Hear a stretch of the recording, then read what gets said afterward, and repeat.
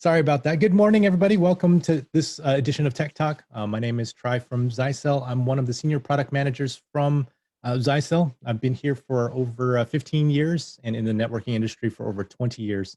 This is a weekly interactive discussion forum that we'll try to run every Tuesday around this time, just really to be informative, get some interaction from you, for you to be able to ask questions. So please use the Q&A section of that and send those questions to me. I'll try to answer them in line with the presentation. If not, I will follow up with you at the end of the presentation as well during our Q&A section.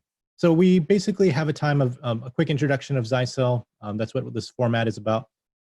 We will introduce a little bit about Zyxel. If you haven't heard of us, we'll have the topic of discussion. We'll have also a Q&A section at the end. Make sure you also follow us on Facebook. We also are broadcasting now live on Facebook.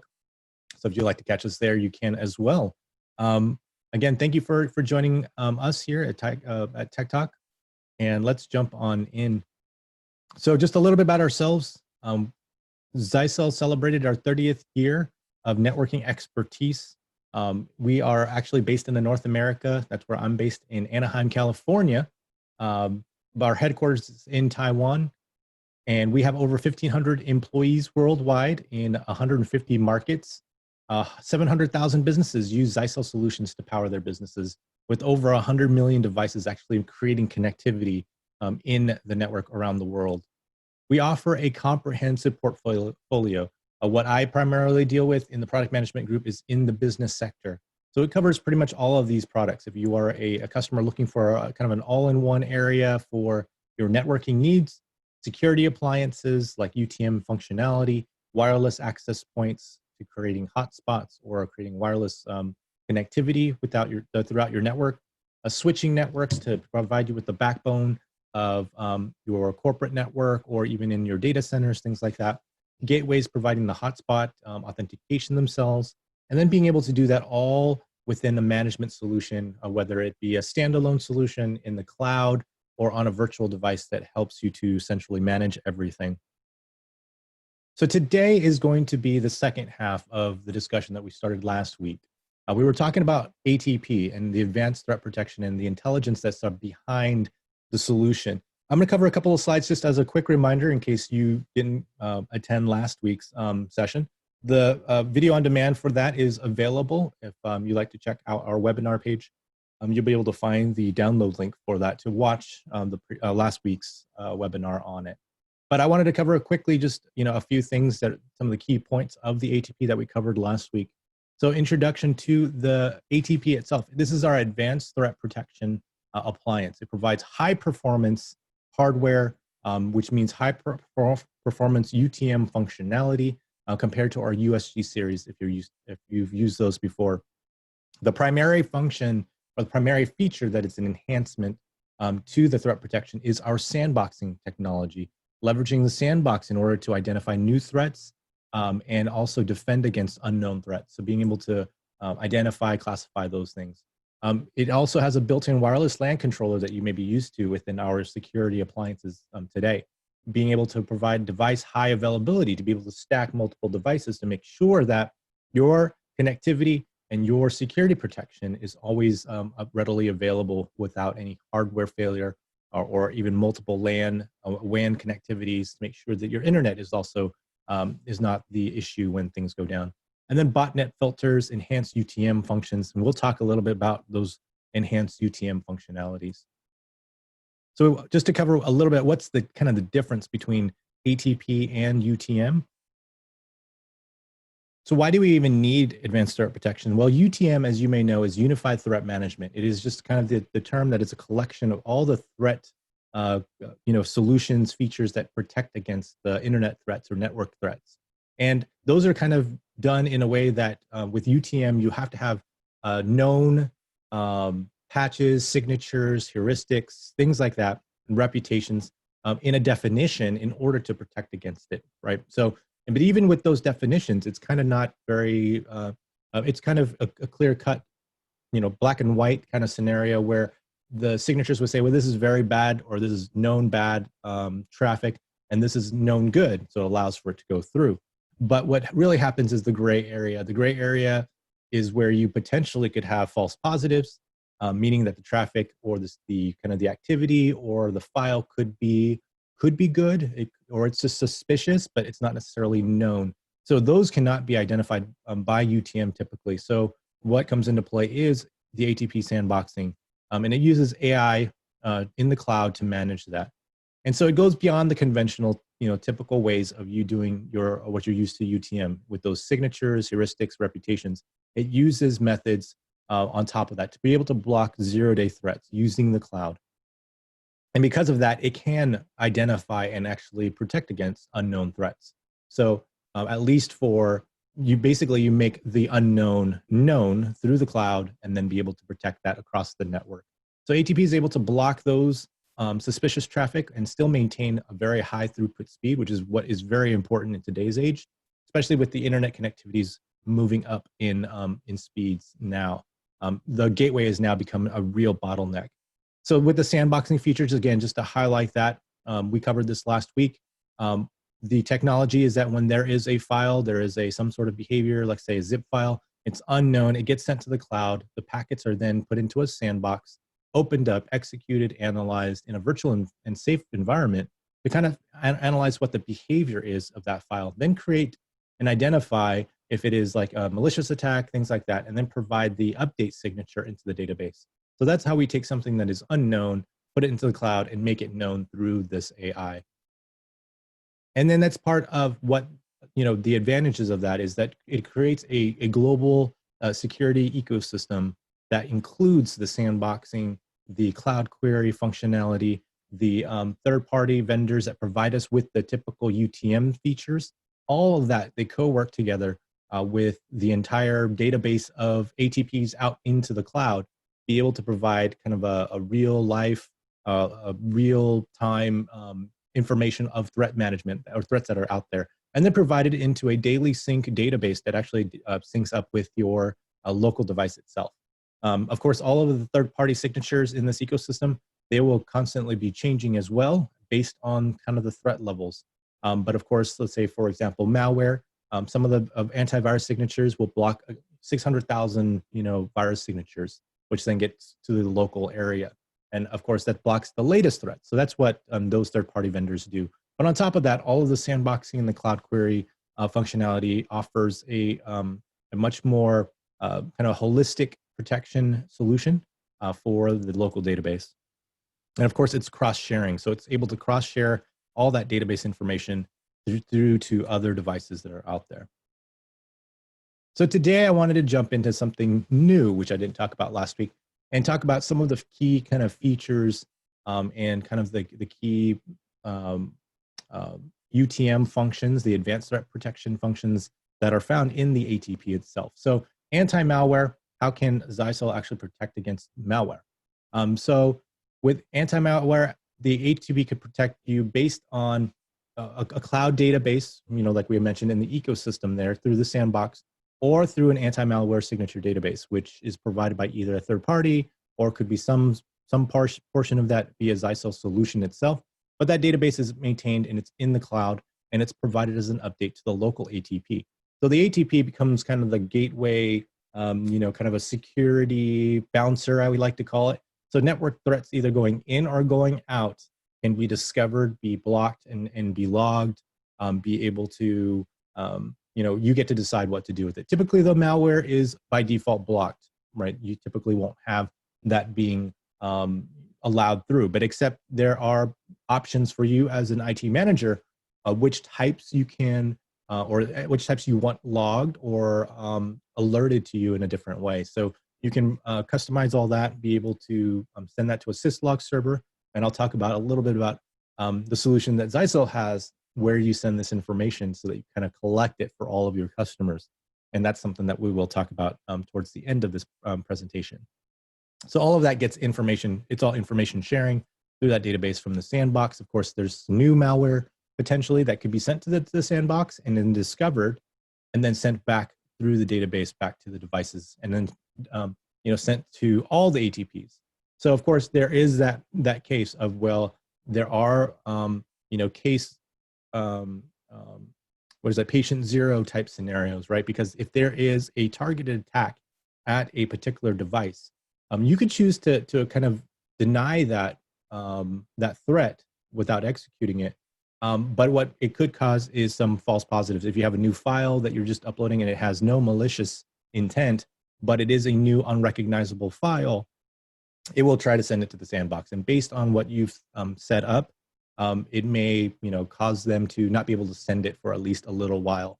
And then they may have to resend it again once it's been analyzed in the sandbox as not a threat. So that's kind of the only drawback to that. But if it is a threat, this is where the patient zero may still have some, be able to detect that, but then the rest of the database gets updated very quickly. And then the rest of the entire network, or the from then on, once it's been discovered, any of that kind of traffic will then be, or that kind of file is then blocked. So the malware signature can really protect against that, allows for those environments to, whether you have multiple WAN connectivities, multiple LANs, you can set up how you want to, which directions you want to scan. Typically, you have to decide, well, is it the threat mostly from outside coming in, or is it from LAN to LAN connectivity? If you have multiple LANs going through, or you're going from one interface to another interface, you have to choose. But you ultimately have to figure out what is the best balance for your network and what you're trying to do and what you're protecting. Sometimes people will have the servers that are just inside and they want that protected. So the servers, like let's say in the DMZ, those ones, they're only worried about connections like from the outside in, or malware that's coming in, because they deem the DMZ or deem the computer themselves to be sanitary or be safe, right? So they're not loading anything or they're being very extra cautious on loading things on their server to make sure that there's no malware in there, right? So they've kind of closed that off, and just their only threat really is from the outside coming in. So those are the traffic that they're scanning. And again, the more you scan, the more directions you scan. If you're scanning both download and upload for every interface going in and out or between interfaces, that requires CPU on the device. And so the performance, what you'll see, the number that is there, that's kind of the overall throughput. But the more you end up doing, that will drive the number down, right? It's kind of like when you open up multiple windows on your machine, on your computer, it just, you open up your task manager and you'll see CPU usage right across all those things that you open. And the only way to kind of eliminate that is, well, to do a little bit less scanning. So typically you don't have to scan, in every direction in every way. Again, it's just to decide how is the best, what's the best direction to minimize or mitigate as much of the threat as possible, but maximizing the device speed and throughput that you have available.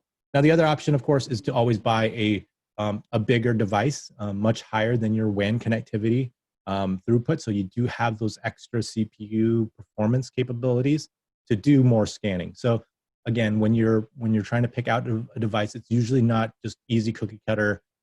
Here's your WAN connection and just buy this device, right? It depends on what you're trying to do, or what kind of interfaces you're trying to scan between, how many devices you're scanning in between, et cetera, and how your network looks. So just be careful, be mindful of how which device you pick in those kinds of scenarios. And enabling a malware is pretty easy. You just go to the configuration, go to security services, and go to the anti-malware section. You just check a box that says enable. Now, all of the ATP devices come with all the services all bundled for 1 year. So everything is unlocked. Everything just needs to be enabled for what you want to use. Again, if you don't think you need it because you don't have that kind of threat necessity, if you disable it, then it just will increase your performance overall. But then you can decide what to do with it. You can enable the anti-malware, which I would suggest. You would destroy the infected file if you decide to. Some people like to just keep the file either for records, but usually most people will set to destroy it. So what it does is apply corrupt the file, and then it's no longer usable, and then we can delete that. You can add in either files and stuff like that, certain patterns of whitelist and blacklist if you want to have those files be able to go through without having to go to the cloud and things like that. And of course, you can also enable and check even zip files as well. So you can enable the decompression of files before it scans. So it's kind of flexible in that. So you get to choose how to configure what you need on that. For the botnet filter, how many of you, by just a raise of hands, know what a botnet filter is? So what is a botnet and how do they actually work? And how does an ATP device protect against botnet filters? All right, so botnet filters they're basically a group of infected computers. Sometimes people may call them like zombie machines.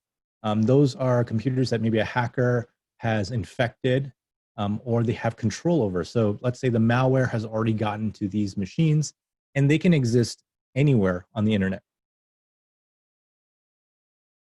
It's just a group of them. So you'll notice, I don't know if any of you are IT people, if you've ever kind of just looked at your firewall logs, the moment you plug in a brand new firewall into the internet and you have your firewall rules above, turned on and the UTM functions turned on, you start getting bombarded with scans, all sorts of port scanning, all sorts of ways that these machines or these attacks are just coming from the internet. You'd be surprised at how many of those kinds of threats come through, even when you first turn it on, even on a brand new IP address. Because they're just doing that. They're just sending out scans, pings, looking for hosts just to see like if anybody's responding on the internet, right? And any responses that come back, then it could trigger, other kind of tasks and activities that tries to exploit either port vulnerabilities or new vulnerabilities with, some of the Windows systems or things like that. So it tries to run a lot of things to try to get into the machine or get into the network, depending on what it is. And then if, of course, you have people who are on the inside surfing the internet, they end up at some sort of malicious website. It downloads or tricks them into downloading like some sort of extension or agreeing to something. Then it installs some sort of script into their device, and then sooner or later, eventually turns into a machine that the attacker can now utilize for their own uses, right? Their own devices. And a lot of times, long gone are the viruses like, the Michelangelo virus back in the day, where it would just kind of nuke the machine, right? I think hackers and attackers realize that rather than destroying the machine, which then gives them no use, they'd rather take control of it, either to hold it for ransom or to use it to find other hosts. So that's what the botnet is. It's just a group of those computers to perform like denial of service attacks, be able to send out spam mails using the systems that are there, use it to steal data, install malware, ransomware, Trojans to other machines that they find within the network or outside the network, right? So the attacker has that ability to use those to their own devices to find more victims, which then, of course, becomes kind of a bigger deal. So how do they work? So there's a couple of ways that they work. The most common ones, they can attack IoT devices, appliances, access controls, smart TVs, home, VoIP phones, CCTV cameras, everything that is now connected, right? Maybe someday you'll find hackers attacking your clothes because we'll be connected with like a special fabric that is on the internet, right? They already have that in the works. So that's kind of the scary part, is that a lot of these devices may even be using default username passwords and are being able to get an exploit into the OS itself, and then be able to use those devices to then either just do ping floods, denial of service attacks, or even find other hosts. Depends on how sophisticated those devices are. But again, using that to kind of spread themselves even further, or impersonating something that it seems non-malicious, right? Like in this example, Adobe Reader, and you download it, but you think that it's coming from the official website, but it's not. And it could contain malware, some sort of botnet malware, things like that. And of course, the user has no idea because they've installed it and it seems like it works just fine. So that's where some of the issue comes into play when you're searching for downloads. You're approached with web pages that seem like they're legitimate downloading web page for these common functionalities or common software, but in fact, they're actually kind of laced with malware. So be able to get in is pretty common. We have a lot of phishing emails that come through of our work that we know definitely attackers. So we have to educate our salespeople, our everybody, our tech people, even anybody within the network to recognize some of these suspicious emails. Like I just got one this morning that said, we bought something, but we couldn't find the receipt. Can you fill out, or can you send us information through use this Google Doc, right? It's kind of a weird way to fish. It's like they were very nice about it, and they were it's well worded. So now they're getting more sophisticated, because typically you can find those key things like, bad grammar or just bad text, like that, that kind of give it away. But that one was really well done, but by asking you to go and open up a Google Doc, it's kind of a weird method of trying to send them information, like an invoice or something like that, right? So that's what they do. The attackers just try to find different ways to get you to install a malware to the application, and then you end up downloading it and installing it without even knowing. And now your device is a botnet. And the only thing that may give it away, is that you may see your computer is either working a lot slower than usual. It could be sending out traffic that maybe you don't even know. It just sounds like the computer, even when you're doing nothing, is doing a lot, right? That could also mean that it's been hijacked for crypto mining as well. So, but the botnet then reports back to their central control server, command and control server, where the attacker is kind of controlling them all, and asks for the different commands to do. And so that's where it's all managed, by the attacker. Of course, the attacker is hidden somewhere.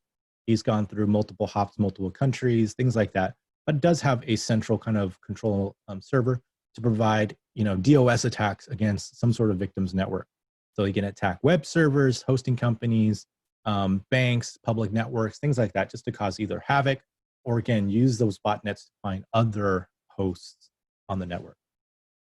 So how can the ATP actually protect you? So the ATP can be used to prevent botnets from blocking, by blocking the connections back to known control center servers. So we can block those connections so that the hackers themselves don't have access basically to a potentially or to a compromised machine. So even if the machine itself was compromised by malware, we can block that information or that connectivity from that machine to talk back to that CNC server. So then it never is known that it is been compromised. It also is not known that it is by the hacker that it can be used for botnet purposes. And it also blocks any kind of botnet URL sites or potential malicious sites. So it filters in all the different destinations, addresses, URLs, to make sure that it prevents people from going to those sites in the first place. So the whole botnet signature database is provided by a third-party partner that manages all that for us. So that's how we end up blocking the botnet by kind of the source, and then blocking their ability to talk to the machines themselves. And again, enabling this security is again really easy. You go to the configuration section, you go to the security service, and go to the botnet filter, and you check the box called enable, right? And you can then choose what action to do. You can either forward it, reject it, reject and receive, or reject both. So you can decide on how you want what you do for the IP blocking. For the URL blocking, it's the same way. If you want to just block URLs and block botnet CC, you can do additional blockings for compromised sites, spam sites, phishing, fraud, malware, anonymizer sites. So that's kind of the thing too, is that there are some sites that allow for you to kind of go bypass a lot of content filtering services, and it anonymizes the user, through the network, through an encrypted VPN tunnel. But before that, you can then block them from even going to any sort of anonymous or anonymizing web page themselves. So it prevents the user from grabbing those files. Now, of course, the user could go offline and get access to that, but then you can use some other features that allow for you to block application level and to block those kinds of packets coming from specific applications, or to be able to scan those applications and deny those from being either installed or make them no longer functional on your network. So depends on how you're going to lock it down, but there are some abilities to do that. So what also needs to be done is you want to make sure that your HTTPS domain name filter for HTTP traffic is enabled. Keep it enabled. Do not turn that off. That's in the content filtering side of things for this service. So if you go to the security service again, go to content filtering and look at the profile, there is that checkbox to enable, to make sure that is enabled. I think by default it is enabled. That allows for us to scan and to block HTTPS web pages themselves. Now, a lot of botnet or a lot of web pages nowadays realize that if they are encrypted using HTTPS, a lot of content filtering services cannot detect it. It cannot detect that it's going to that kind of web page, and so it allows it through. So what we do is with a domain name filter, we check actually the domain name itself against the DNS records and be able to block that page from opening.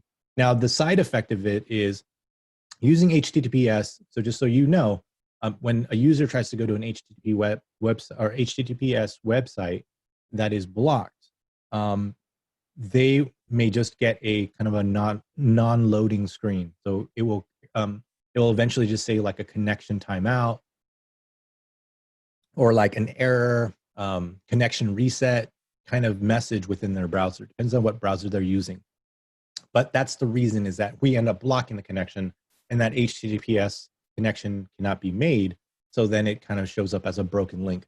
Now, if they had gone to an HTTP site, we actually can do a redirect to a landing page that says, hey, this website is botnet web page and it's blocked by the admin.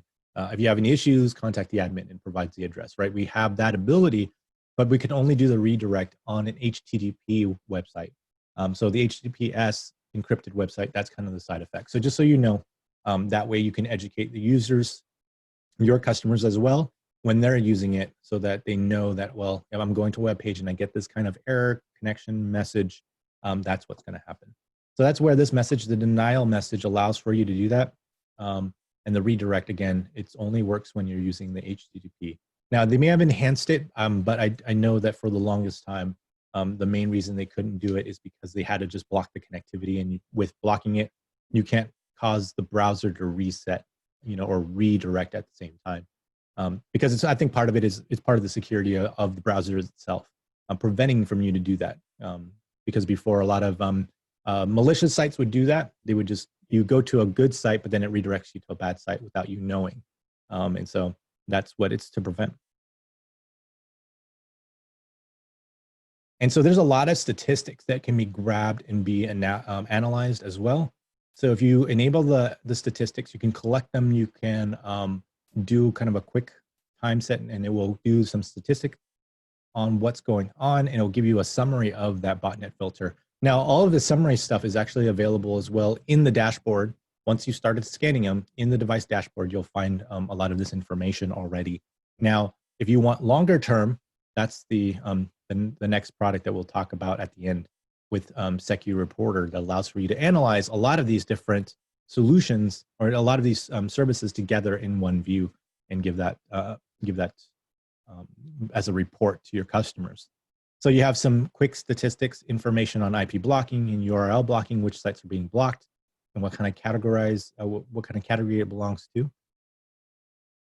You can view it within the logs as well for the botnet. So you can also send these logs, but I would recommend, instead of like emailing yourself logs just for the time being, you want to set up a syslog, whether you use a third-party syslog server or use Zyxel's Secu Reporter to do that syslogging for you.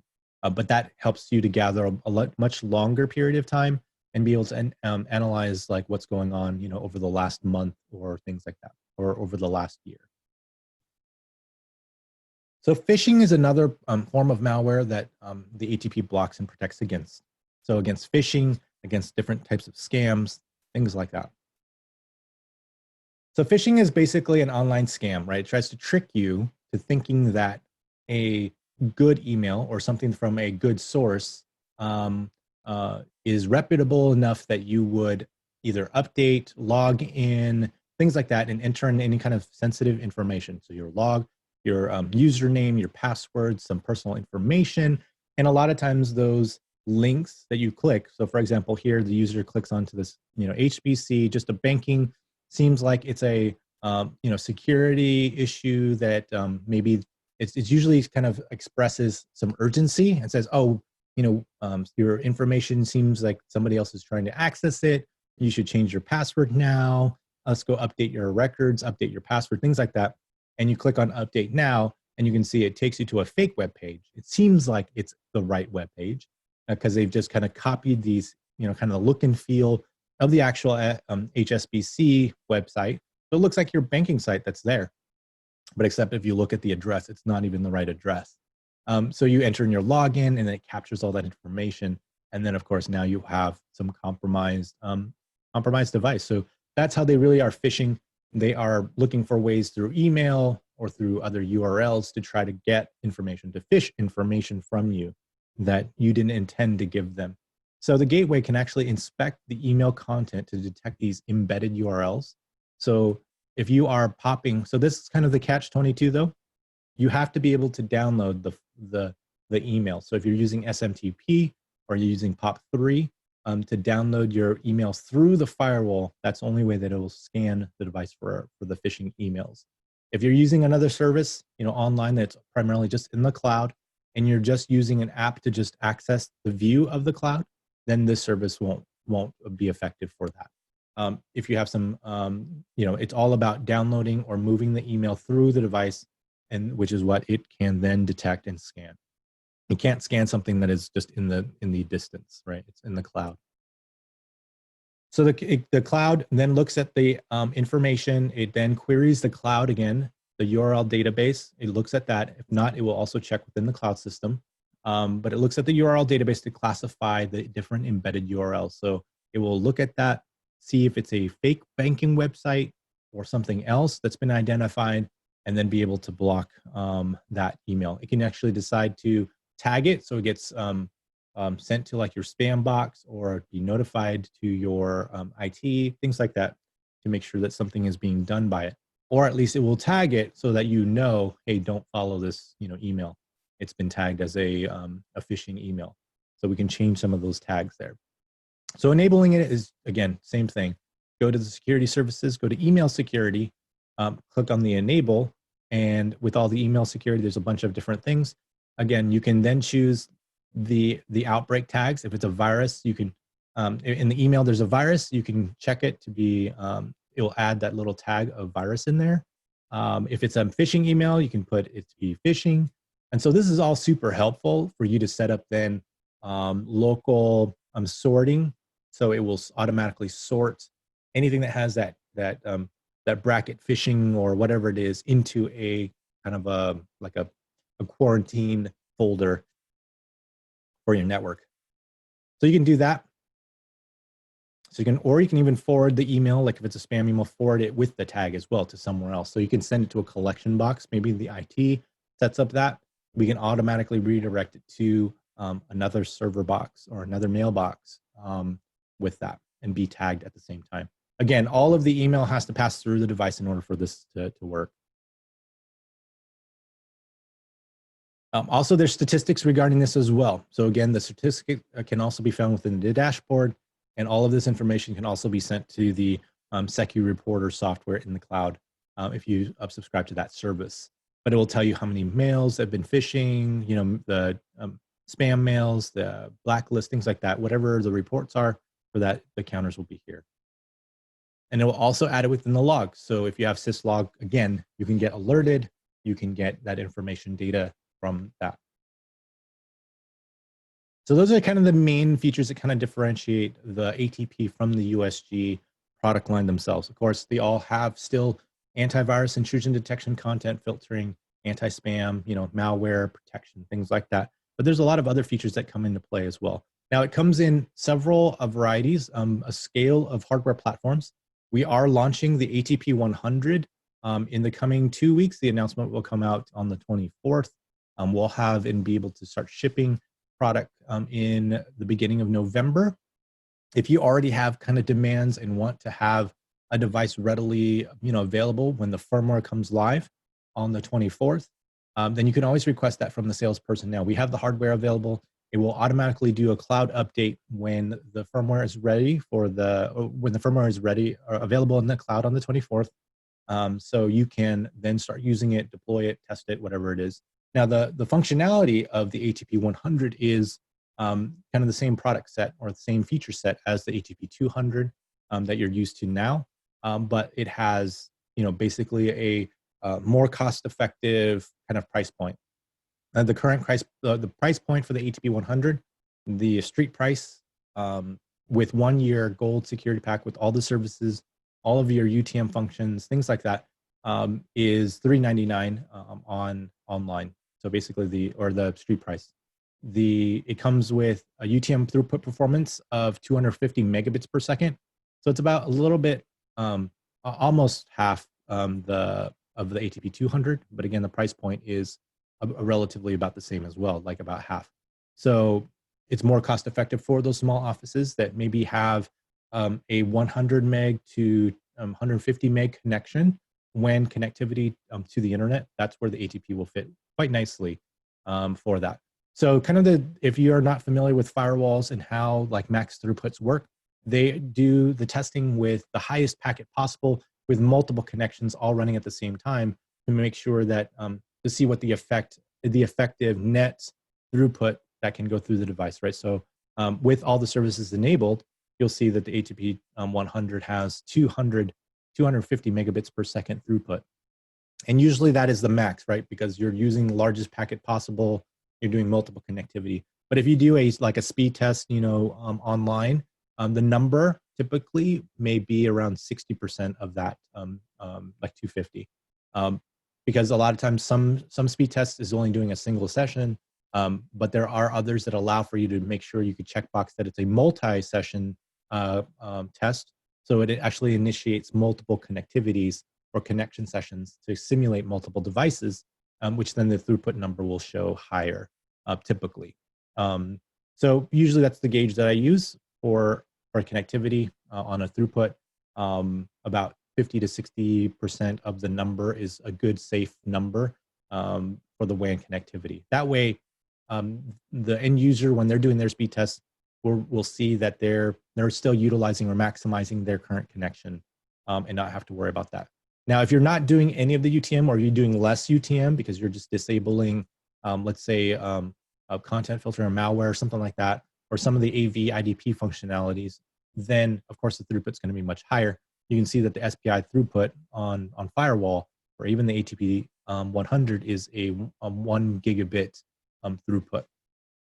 So it comes though with the ATP 100 does have one SFP port as well. So if it has a fiber, actually all of these devices have fiber connectivity for an uplink possibility. So you can have a WAN connection plus a fiber connection if you'd like. So if you're doing fiber to the home or you have a service like Google Fiber and things like that, that it can actually terminate directly to the device. All you need is a transceiver to get that kind of connectivity. So you can use any kind of Zyxel transceivers, or if you have a third-party transceiver vendor that you're using, you can also use those. Those should be compatible as well. All right, so it ranges anywhere between 250 megabits all the way up to 1200 megabits per second on the ATP 800.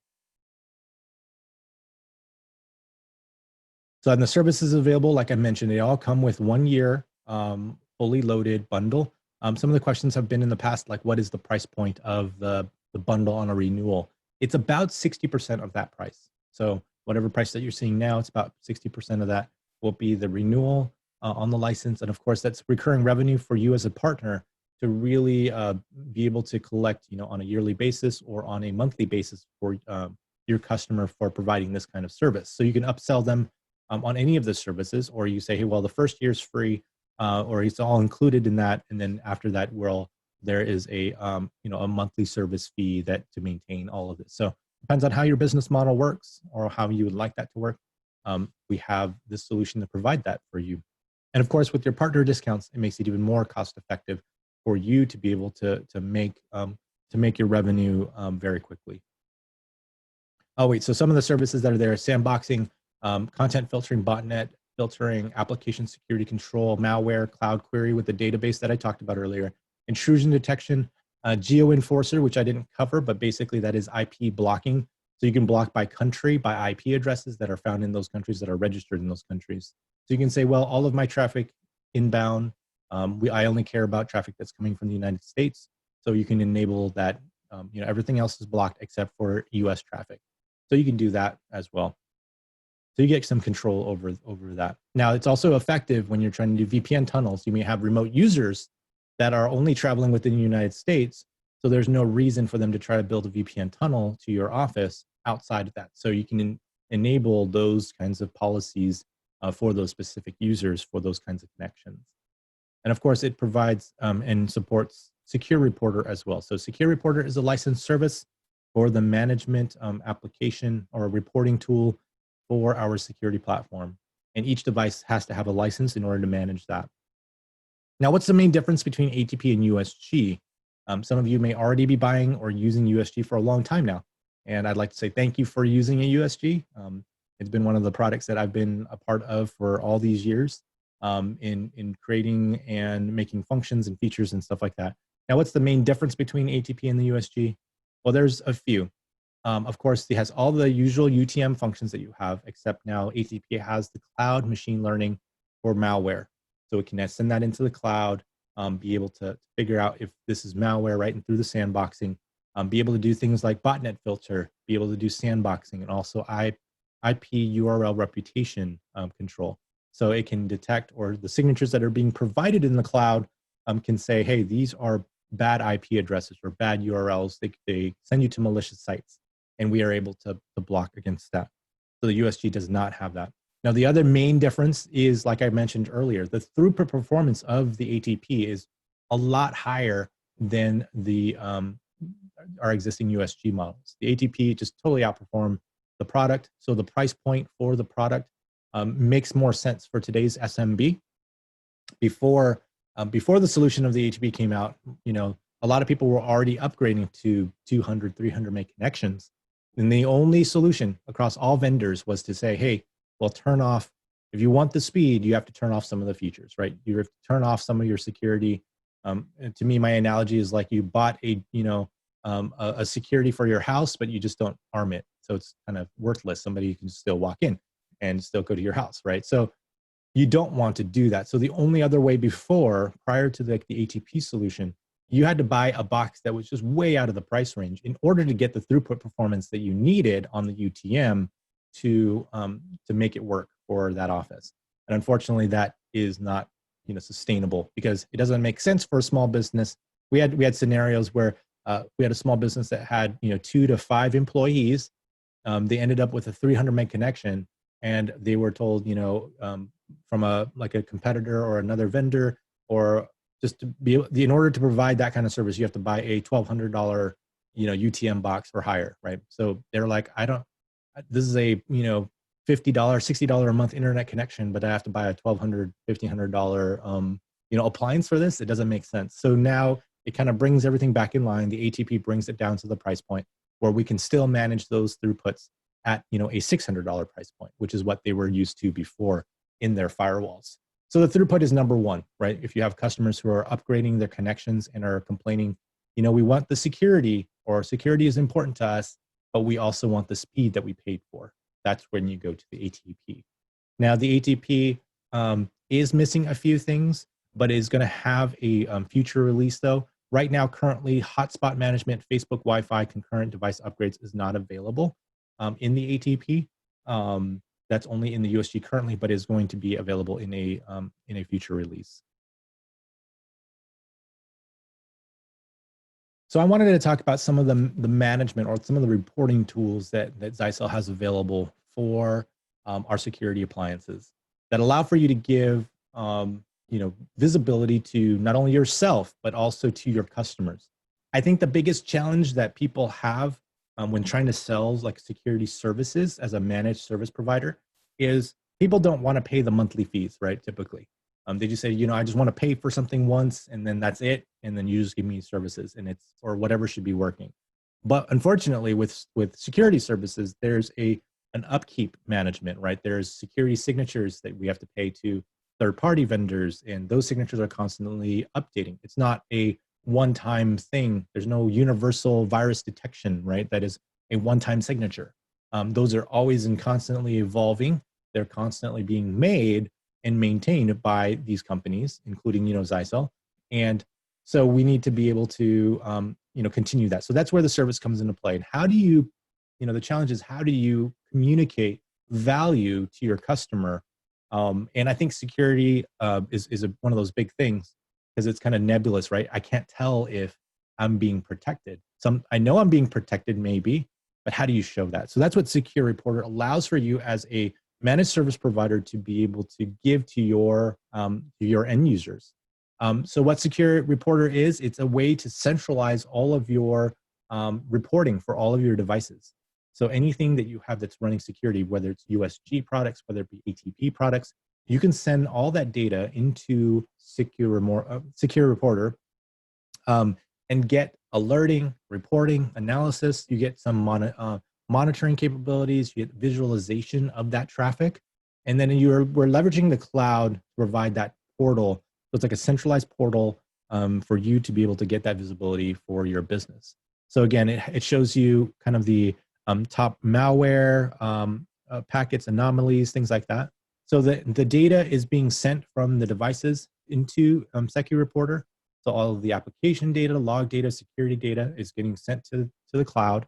All the analysis, things like that, time normalization, data information, visualization, search functionalities, all part of Secure Reporter, providing you with a dashboard, providing you access with reporting, and providing you with alerts.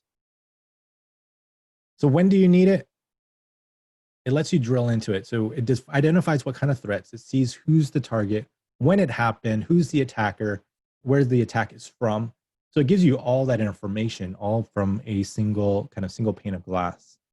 And then it's also aware by different users as well. So you can quickly view and go dig a little deeper into the different users to find out, hey, who are the risky users and which users are potentially at risk, either by their behavior, by which web pages they're going to, what files they're opening, or what websites they're typically going to, how much time they're spending there, also how much traffic's being used, things like that. A lot of data that you can use as your analysis and be able to manage that. So you can manage that information and through different clients. So we actually have multi-tenant support. So you can manage multiple customers in a single pane of glass.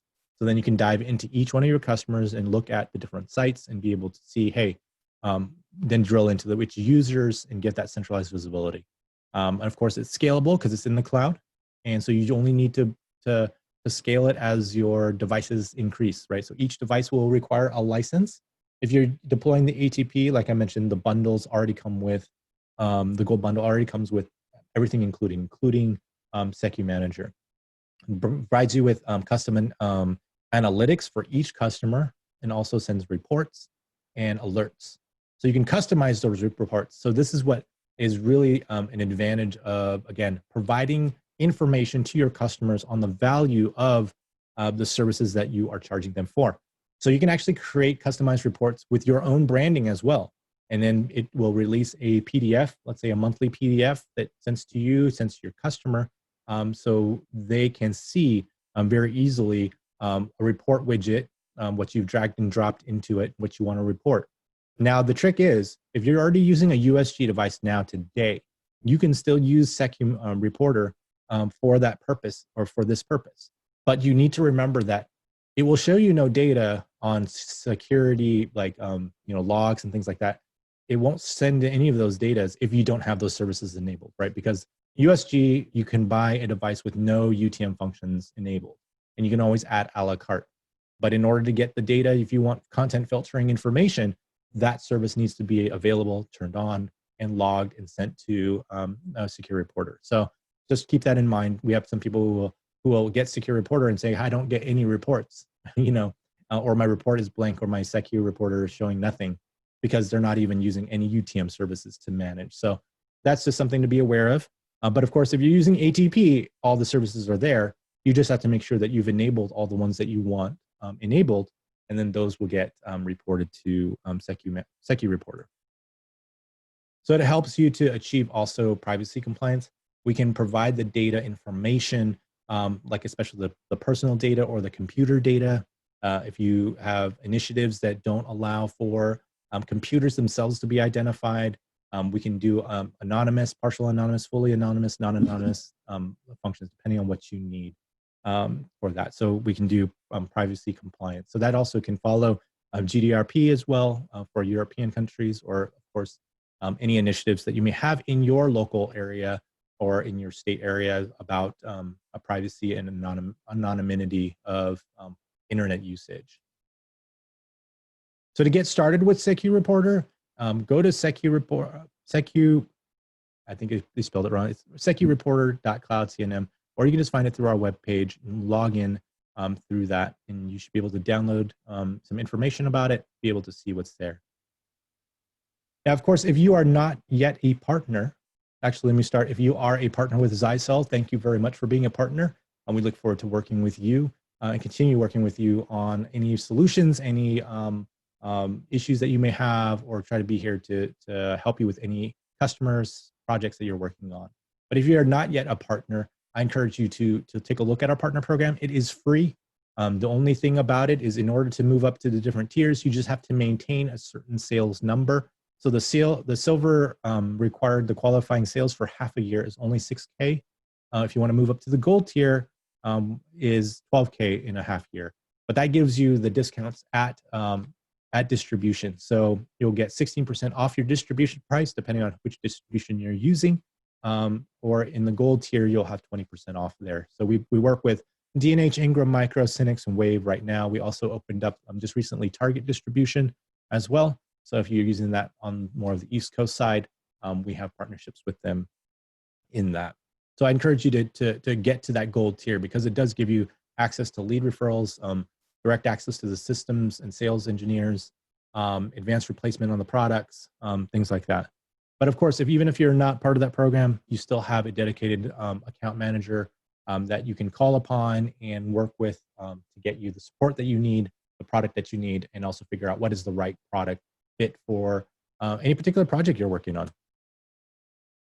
So at this time, if there's any questions that you have, please use the Q&A section. I can answer them here. And at some point, again, I mention this every time, I would like to have it be more interactive, where I will unmute your mic and things like that so that you could talk and ask those questions directly to me. But for now, we'll just be using the Q&A as people are getting more familiar with that.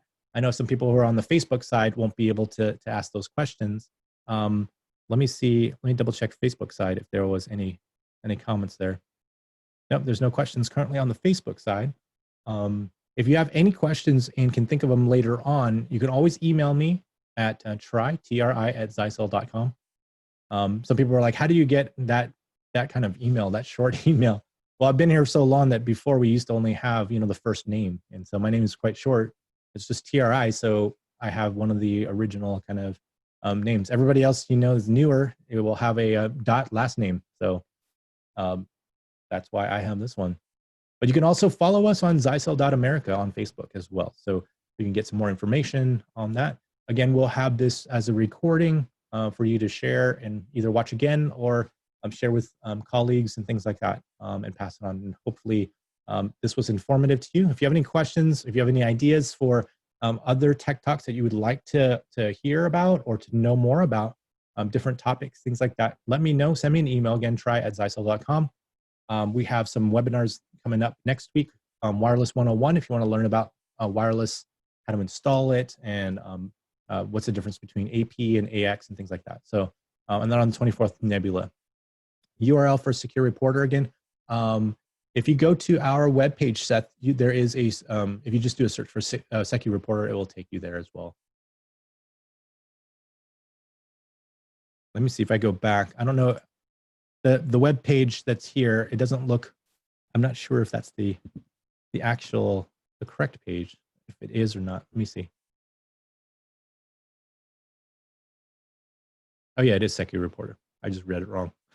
I read secure first. And I was like, what's secureporter.com? So it's cloud.cnm. So it's part of our cloud CNM solution. So that's the website. I will just post it there as well.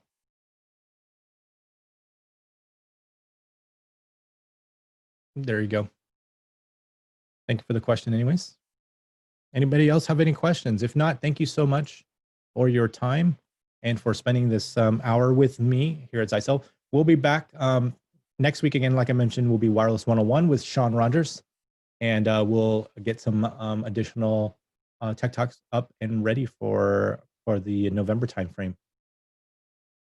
So again, thank you so much. Hopefully we can be and continue to be your networking ally. Again, reach out to me or to your sales representative if you have any questions. So until next time, we'll see you. Thank you for being part of Zyxel's Tech Talk. Goodbye.